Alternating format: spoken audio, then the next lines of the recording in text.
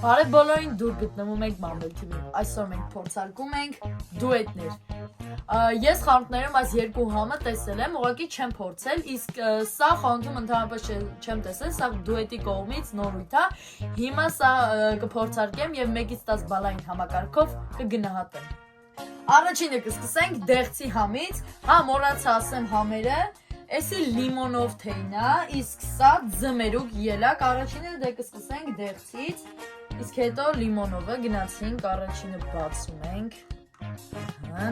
և փորձարկում ենք, գնաց։ Ժողովուրդ իրականում շատ համով էր, ինձի շատ դուր եկավ, ինքը շատ լավն էր իր համը, կգնահատեմ 10-ից 9, անցնում ենք լիմոնովին։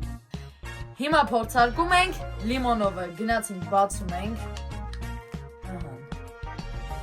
հոտը լիմոնի հոտա, խմում ենք։ Ժողովուրդ համով է, բայց ինքը թթվաշ է, այդքան է դուրս չեկա, որովհետև սենց այդքան է լավը չէր, թթվաշ էր ու քաղցրություն չկար, էսի կգնահատեմ 10-ից 5։ Հիմա փորձարկում ենք